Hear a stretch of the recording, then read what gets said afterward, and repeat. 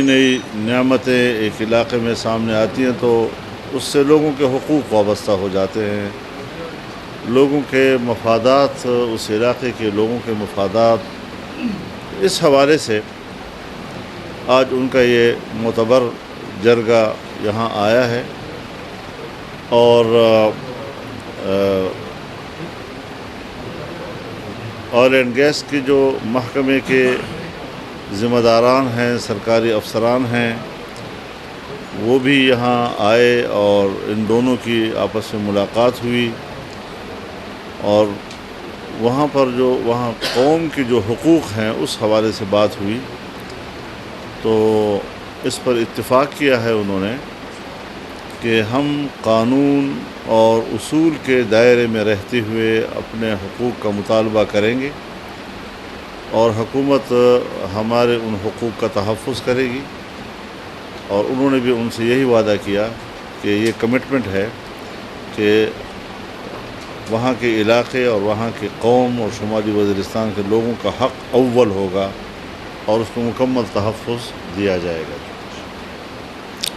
لیکن وہاں پر کچھ مشکلات ہیں۔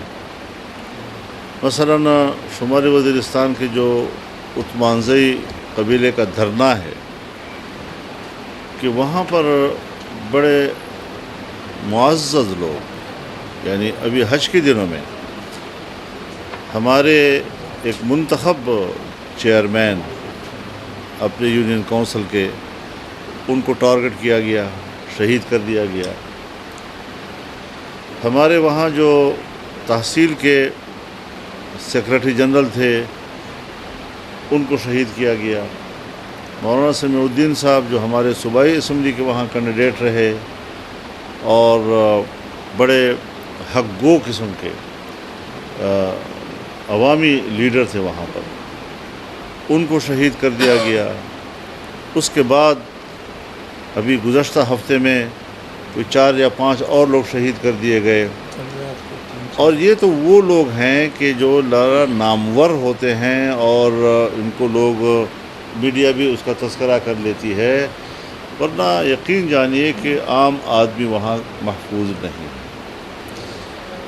اور قبائلی علاقوں میں قبیلے اپنے علاقے، اپنی سرزمین، وہاں کے امن کا تحفظ کرنا جانتے ہیں، لیکن مشکل یہ ہے کہ ان سے اسلحہ چھین لیا گیا، اب وہ بے دست و پا کر دیے گئے، اور وہاں کا جو لوگوں کا اپنا ایک لشکر ہوتا تھا جس کو یہ چلویشتے کہتے تھے، وہ بھی ختم کر دیا گیا۔ تو دوسری طرف جو بندوق بردار لوگ ہیں وہ مکمل آزاد ہیں، جب چاہیں علاقے میں آ جائیں، جس علاقے پہ جا کے دعویٰ بول دیں، جہاں آ کر وہ انسانی جانوں کے ساتھ کھیل لیں۔ اس قسم کی جو ریاست کی طرف سے جو کمزوریاں ہیں اور جس کے نتیجے میں ایک بدنظمی وہاں پیدا ہو گئی ہے، تو ظاہر ہے عام آدمی اس سے بہت پریشان ہے۔ میں تو سمجھتا ہوں کہ جو طاقتور ہیں وہ عقل سے عاری ہیں، اور جو عقل مند ہیں وہ طاقت سے عاری ہیں۔ اب یہ اس کا کیا حل ہے؟ اس پر ہماری اتھارٹیز کو، ریاستی اداروں کو سوچنا ہوگا، اور پبلک کو اپنے ساتھ شریک کر کے ان کی رائے لینی ہوگی، اور ان کو تحفظ کے وہ سارا حق دینا ہوگا جو قبائلی لوگوں کا ہمیشہ رہا۔ میرا تعلق چونکہ جنوبی اضلاع کے ساتھ ہے، اور میں وہاں کی صورتحال کا براہ راست یعنی مشاہدہ کرتا ہوں۔ ڈیرہ اسماعیل خان، ٹانک، لکی مروت، کرک، وزیرستان، دوسرا وزیرستان، یہ سارے علاقے جو ہیں اب وہاں پر مسلح لوگوں کا راج ہے۔ مقامی انتظامیہ ہو، پولیس ہو، اپنے آپ کو بے بس محسوس کر رہے ہیں۔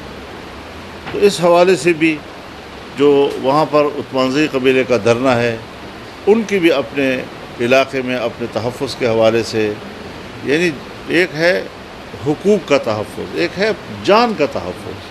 ان کو اس وقت جان کی تحفظ کی پڑی ہوئی ہے، تو ان کو جان کا تحفظ بھی چاہیے اور ان کو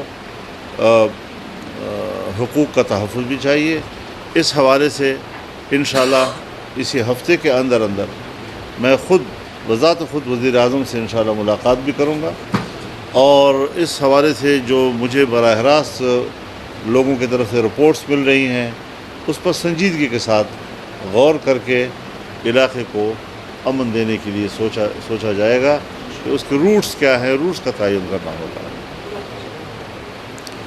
تو ہمارے جو قبائلی نوجوان ہیں، جس نوجوان کو یہ امید دلائی گئی کہ انضمام ہوگا اور آپ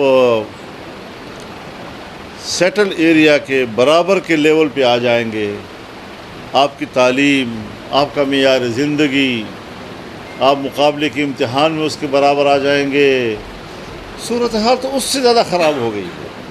اس وقت ہمارا جو قبائلی نوجوان ہے وہ سب سے زیادہ اپنے آنے والے مستقبل کے لیے مضطرب ہے.